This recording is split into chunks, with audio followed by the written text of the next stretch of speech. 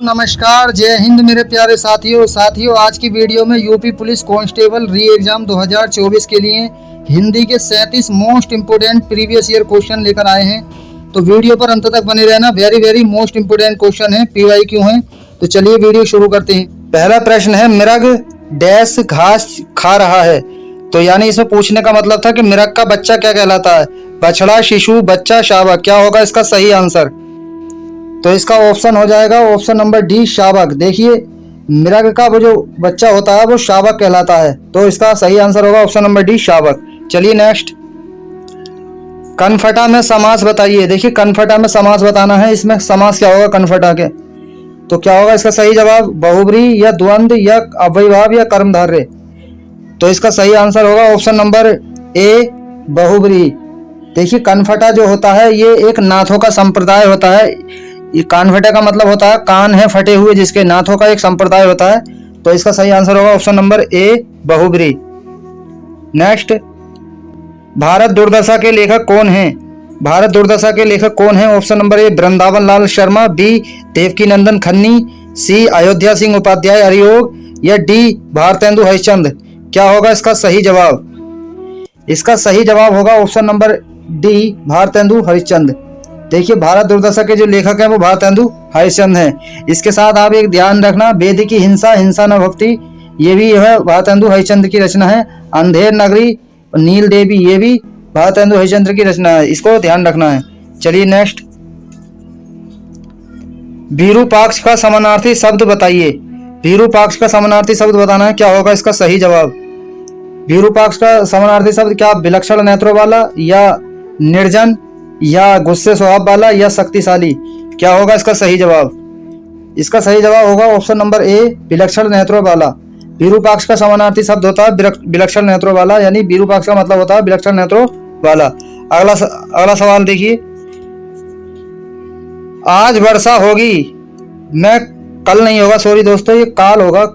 काल बताना है इसमें कौन सा काल होगा। आज वर्षा होगी में काल कौन सा है? तो क्या होगा इसका सही जवाब? इसका सही जवाब होगा ऑप्शन नंबर सी, सामान्य भविष्य काल।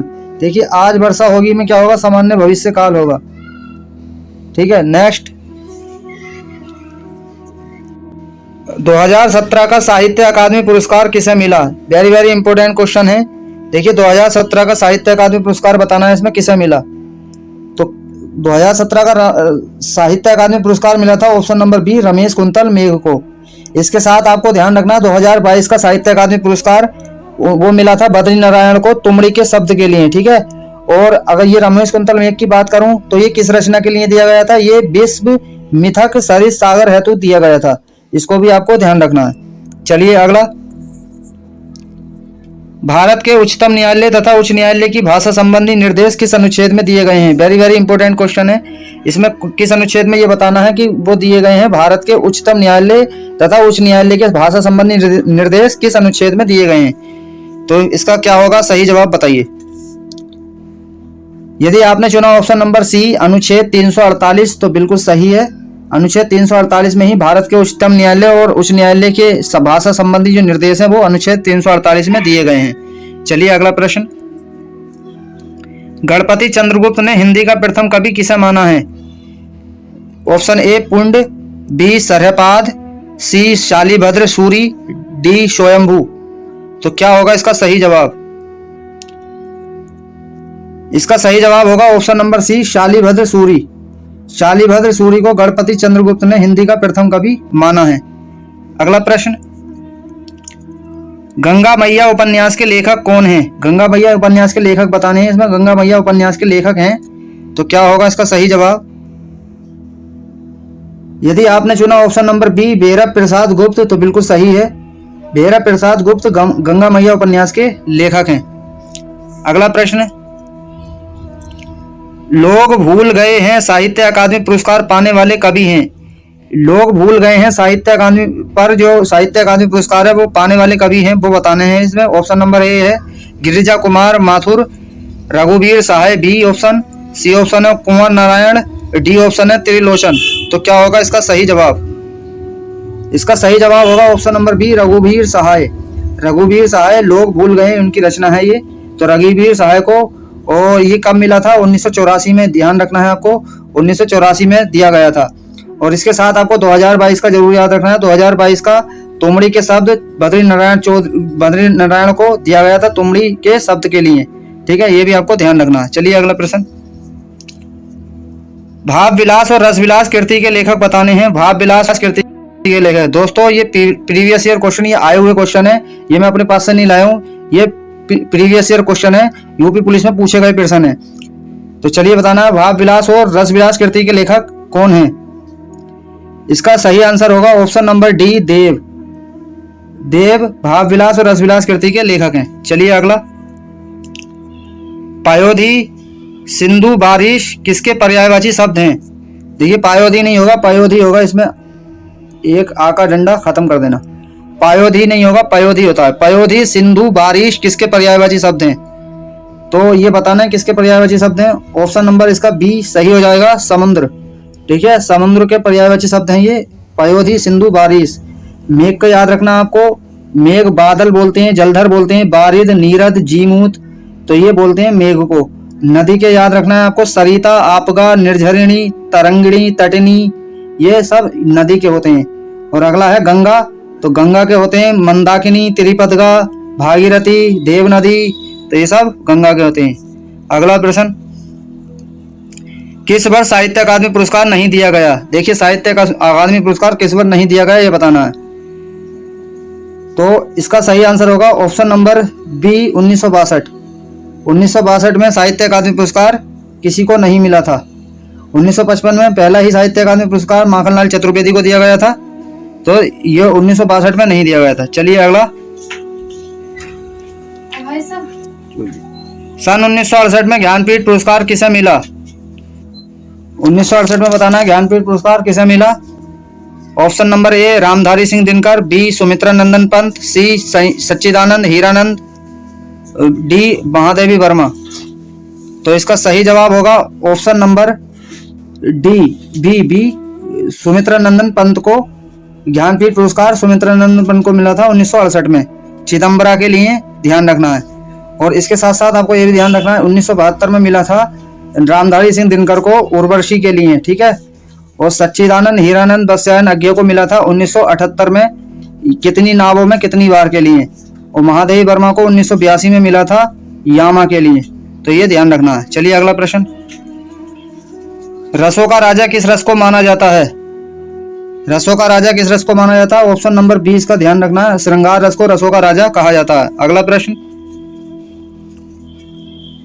भिखारिन को देखकर पट देत बार बार, इसमें बताना कौन सा अलंकार है।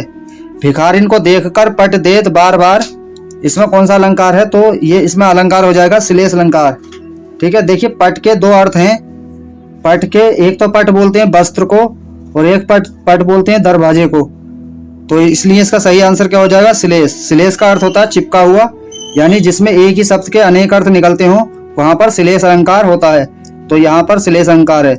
अतिशयोक्ति अलंकार में किसी बात को बड़ा चढ़ाकर कहा जाता है, और इसी तरीके से रूपक अलंकार में किसी एक शब्द के किसी उपमेय में उपमान का भेद रहित आरोप हो, वहां रूपक अलंकार होता है। और उत्प्रेक्ष अलंकार में जहां उपमेय में उपमान की संभावना या कल्पना कर ली जाए, वहां उत्प्रेक्ष अलंकार होता है, जिसमें मनु, मानो, जनु, जानो, ये जो शब्द आते हैं उसमें ये पहचान है उसकी उत्प्रेक्ष अलंकार की। बिल्कुल डिटेल में नहीं जाएंगे हम, इसलिए हम यहाँ पर प्रैक्टिस कर रहे हैं। ये देखिए अगला प्रश्न, ये है 1700 क्वेश्चन है।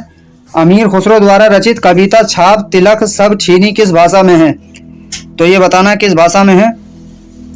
अमीर खुसरो द्वारा रचित कविता छाप तिलक सब छीनी किस भाषा में है? तो इसका सही आंसर हो जाएगा ऑप्शन नंबर सी, ब्रज भाषा। ये ब्रज भाषा में है। देखिए अमीर खुसरो को तोताए हिंद कहा जाता है, खड़ी बोली का प्रवर्तक इनको कहा जाता है तोताए हिंद, और तबले का जनक भी इनको अमीर खुसरो को कहा जाता है। एक बात ध्यान और रखना कि 8 सुल्तानों का शासन इन्होंने अपने जीवन काल में देखा था। चलिए अगला, रस का संबंध किस धातु से माना जाता है? वेरी वेरी इंपॉर्टेंट प्रश्न, कि रस का जो संबंध है वो किस धातु से माना जाता है। तो इसका सही आंसर होगा ऑप्शन नंबर ए, श्रेय। ये श्रेय धातु से लिया गया, रस का संबंध तो श्रेय धातु से है। चलिए अगला प्रश्न, प्रश्न 19 है, अनु ने देखकर निबंध लिखा, इसमें बतानी है क्रिया कौन सी है। अनु ने देखकर निबंध लिखा, इसका सही जवाब होगा ऑप्शन नंबर बी, पूर्वकालिक क्रिया। देखिए पूर्वकालिक क्रिया वो होती है जो पहले, जैसे इसमें लिखने का काम बाद में हुआ है, जो इसमें अनु ने बाद में लिखा है, पहले क्या किया था, देखा था। तो यानी कि जो मेन क्रिया करने से पहले जो वो क्रिया होती है तो उसमें पूर्वकालिक क्रिया होती है। ठीक है, तो पहले देखा होगा उसके बाद लिखा होगा, तो इसलिए पूर्वकालिक क्रिया है। चलिए अगला, नेता का बहुवचन बताइए। तो नेता का बहुवचन क्या होगा बताइए, इसका सही जवाब। नेता का बहुवचन क्या होगा, नेता ही होगा। देखिए नेता का बहुवचन नेता ही होगा, ये इसका एक वचन और बहुवचन दोनों समान रहते हैं नेता का। चलिए अगला प्रश्न, रवि दीवार रंगने लगा, यह बतानी है, रवि दीवार रंगने लगा। तो इसका सही जवाब होगा ऑप्शन नंबर सी, नाम धातु। ठीक है, नाम धातु क्रिया, क्योंकि रंग से आया है रवि, रंगना, रंग से क्या बना, रंगना। ठीक है, जिसमें संज्ञा के नाम से, यानी जिसके नाम से जो है क्रिया का बोध हो, तो वहां पर क्या होती है, नाम धातु क्रिया होती है। तो नाम क्या है, रंग। ठीक है, क्रिया संज्ञा विशेषण के बनने वाली जो क्रिया होती है वहां से क्या बनती है, नाम धातु क्रिया। तो रंग से बनी है रंगना। ठीक है, इसलिए नाम धातु क्रिया है। चलिए अगला, सीता के आगे रमा खड़ी है, इसमें कौन सा क्या है, इसमें अव्यय बताना है, अव्यय कौन सा है। सीता के आगे रमा खड़ी है, तो इसका सही जवाब होगा ऑप्शन नंबर बी, संबंध बोधक अव्यय। संबंध बोधक अव्यय, सीता के आगे, इसमें संबंध दर्शा रहा, सीता के आगे खड़ी है ना रमा, तो इसलिए संबंध बोधक अव्यय हो जाएगा। चलिए अगला प्रश्न, भुलक्कड़ में प्रत्यय बताइए। भुलक्कड़ में प्रत्यय बताना है, कौन सा होगा भुलक्कड़ में प्रत्यय। इसका सही जवाब होगा ऑप्शन नंबर सी, अक्कड़। भुलक्कड़ में कौन सा प्रत्यय है, अक्कड़ प्रत्यय। चलिए अगला, मैं खाता हूं, मैं खाता हूं का कर्म बच्चों क्या होगा, गलत लिखा हुआ है, कर्म बच्चों नहीं होगा, कर्म बाच्य पूछा है, इसमें सही कर लेना। ठीक है, ये कर्म बाच्य पूछा गया है, कर्म बाच्य लिखेंगे। ठीक है, कर्म बाच्य, कर्म लिखा जाएगा इस तरह से। तो इसमें बताना है, मैं खाता हूं का कर्म बच्चे क्या होगा, तो क्या होगा कर्म बच्चे, ऑप्शन नंबर, मुझसे खाया जाता था, मेरे से खाया जाता है, तो इसका जो कर्म वाच्य होगा मुझसे खाया जाता है, ये सही आंसर हो जाएगा। चलिए अगला प्रश्न, रंगीला में प्रयुक्त प्रत्यय बताइए। रंगीला में कौन सा प्रत्यय है, तो रंगीला में कौन सा प्रत्यय है, ईला प्रत्यय हो जाएगा। ऑप्शन नंबर बी, देखिए बी मत लगाना, बी में छोटी ई की मात्रा है, इसमें बड़ी ई की मात्रा है, तो बड़ी ई की मात्रा वाला ई आएगा। ऑप्शन नंबर डी आएगा इसका, ईला, ये वाला प्रत्यय। तो इसमें प्रत्यय है ईला प्रत्यय, रंग प्लस ईला बन के बना है, तो ये रंगीला, तो इसलिए ईला प्रत्यय बड़ी ई वाला आएगा। चलिए अगला, वह दिन भर पढ़ता रहता है, रेखांकित पद में अव्यय का भेद बताइए। अव्यय का भेद कौन सा है, वह दिन भर पढ़ता रहता है। रेखांकित पद है हमारा दिन भर, इसमें रेखांकित पद है दिन भर। दिन भर में बताना है कौन सा अव्यय है, तो इसका जो अव्यय है, इस अव्यय को बोलते हैं निपात। ठीक है, दिन भर, भर आ रहा है इसमें, तो क्या होगा, ये निपात है, निपात। इसको अव्यय के अंतर्गत ही आता है निपात, इसलिए इसका ऑप्शन नंबर बी निपात हो जाएगा। चलिए अगला, यह ताले की चाबी है, इसमें कारक बताना है कौन सा होगा। यह ताले की चाबी है, में कारक कौन सा होगा, तो इसमें ऑप्शन नंबर ए हो जाएगा, संप्रदान कारक, जिसमें संप्रदान का, की, के, रारी, रे इसके इसमें आते हैं, तो संप्रदान कारक हो जाएगा, ताले की चाबी है। चलिए अगला, विशेषण के मुख्यतः कितने भेद हैं। विशेषण के भेद बताने, कितने भेद होते हैं विशेषण के, तो इसका सही जवाब होगा ऑप्शन नंबर बी, 4। 4 भेद होते हैं विशेषण के, सार्वनामिक विशेषण, गुणवाचक विशेषण, संख्यावाचक विशेषण और परिमाणवाचक विशेषण। चलिए अगला, सीता सो रही थी में बताना है कौन सा काल है। सामान्य भूतकाल, पूर्ण भूतकाल, अपूर्ण भूतकाल, संदिग्ध भूतकाल, तो क्या होगा इसका सही जवाब। इसका सही जवाब होगा ऑप्शन नंबर सी, अपूर्ण भूतकाल। देखिए सीता सो रही थी, तो ये बात कंटिन्यू चल रही है, यानी अपूर्ण भूतकाल है, इससे अपूर्ण भूतकाल होने की बोध हो रहा है, तो इसलिए अपूर्ण भूतकाल यहाँ है। चलिए अगला, वर्ण का अर्थ नहीं है, इसमें वर्ण का अर्थ नहीं है बताना है, कौन कौन से वर्ण के अर्थ होते हैं और कौन सा नहीं है, इसमें ये बताना है। तो इसका सही जवाब होगा ऑप्शन नंबर डी, सुंदर। सुंदर वर्ण का अर्थ नहीं है, बल्कि अक्षर और रंग और जाति ये वर्ण के अर्थ होते हैं। अगला, आम खाया जाता है में आम खाया जाता है, इसमें बताना कौन सा वाच्य है। आम खाया जाता है में कौन सा वाच्य है? तो ऑप्शन नंबर बी इसका सही आंसर हो जाएगा, कर्म वाच्य। देखिए, आम खाया जाता है में कर्म वाच्य है। अगर मैं कर्म को बदल दूं तो वहां पर क्रिया पर प्रभाव पड़ जाएगा, इसलिए कर्म वाच्य है। मैं अगर कर्म की जगह यहाँ पर आम की जगह में क्या लिख दूं, इमली लिख दूं, तो इमली अब खाया जाता है नहीं खाई जाएगी, इमली खाई जाती है होता ना, तो इमली खाई जाती है, इसलिए इस पर क्रिया का प्रभाव पड़ गया। यहाँ पर बदल कर देख लिया तो मैंने इमली, तो इसे इमली खाई जाती है, तो इसलिए यहाँ पर कर्म वाच्य है होता है। अगला प्रश्न, प्रत्येक शब्द में उपसर्ग बताना है, प्रत्येक में कौन सा उपसर्ग होगा? इसका सही जवाब होगा ऑप्शन नंबर बी, प्रति। प्रत्येक बना है प्रति प्लस एक से, तो क्या बन जाएगा इसमें, प्रति उपसर्ग है। ठीक है। अगला प्रश्न, मुंशी प्रेमचंद का जन्म कहाँ हुआ? बताना है मुंशी प्रेमचंद का जन्म कहाँ हुआ था। तो इसका सही जवाब होगा ऑप्शन नंबर बी, नहीं सॉरी, गाजियाबाद नहीं, सी होगा इसका, वाराणसी। वाराणसी के अंदर हुआ था मुंशी प्रेमचंद का जन्म। चलिए अगला, प्रेरणार्थक क्रिया है, प्रेरणार्थक क्रिया बतानी है, इसमें है कौन सी है प्रेरणार्थक क्रिया? प्रेरणार्थक क्रिया वो होती है जिसमें व्यक्ति खुद कार्य न करके दूसरों से काम करवाता है। इसमें क्या होगा, बोलना। बोलना में क्या होगा, बोलना, तो बोलना में प्रेरणार्थक क्रिया है। चलिए अगला, ऊहापोह का पर्यायवाची है, ये ऊहापोह किसका पर्यायवाची है बताना है। तो ऊहापोह होता है असमंजस का पर्यायवाची। चलिए ठीक है, नेक्स्ट अगला है, आगत का विलोम बताना है, इसमें आगत का विलोम क्या होगा? तो आगत का विलोम क्या होगा इसमें, ऑप्शन नंबर बी, विगत होगा। आगत का विलोम होता है विगत।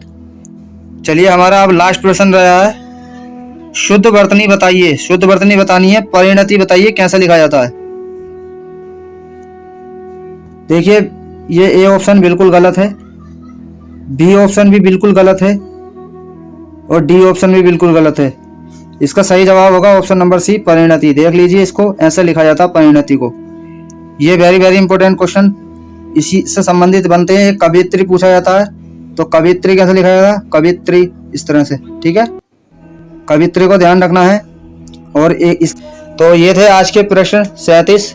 उम्मीद है वीडियो पसंद आई होगी, लाइक करके चैनल को जरूर सब्सक्राइब करें। Thank you so much.